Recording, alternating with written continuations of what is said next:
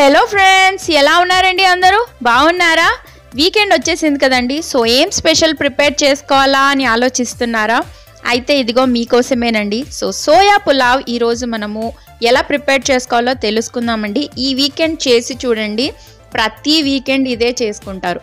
So నేను చూపించే పద్ధతిలో చేశారంటే మనకి చంక్స్ అనేవి జ్యూసీగా, సాఫ్ట్గా, టెండర్గా, టేస్టీగా చాలా బాగుంటుంది. సో లేట్ చేయకుండా ప్రాసెస్లోకి వెళ్ళిపోదాం పదండి. సో ముందుగా సోయా చంక్స్ని హాట్ వాటర్లో కొంచెం ఉప్పు వేసి నానబెట్టేసుకోవాలండి.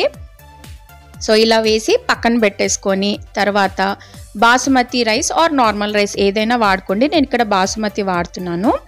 సో దాన్ని కూడా కడిగేసి నానబెట్టుకోవాలండి. సో నెక్స్ట్ మనము కోకోనట్ మిల్క్ తీసుకోవాలి. సో కొబ్బరి ఉంటుంది కదండి. సో కొబ్బరిలో కొంచెం వాటర్ వేసి మిక్సీ వేసారంటే కొబ్బరి పాలు రెడీ.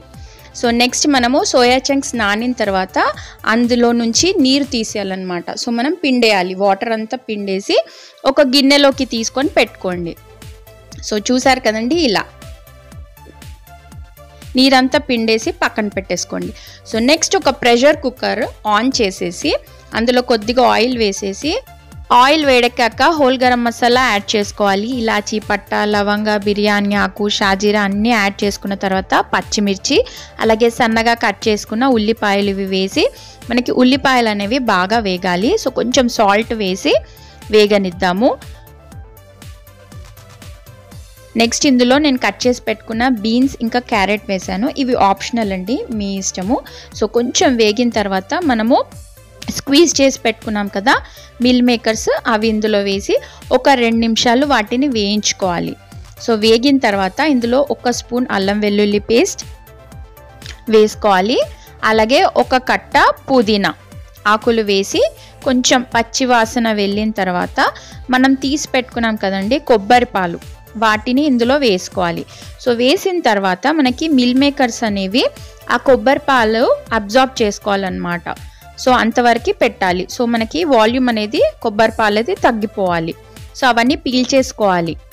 అప్పుడే మనకి మిల్ మేకర్స్ అనేవి జ్యూసీగా, టెండర్గా ఉంటాయన్నమాట. సో చూసారు కదండి, మనకి కంప్లీట్గా కొబ్బరి పాలు పీల్చేసుకున్నాయి.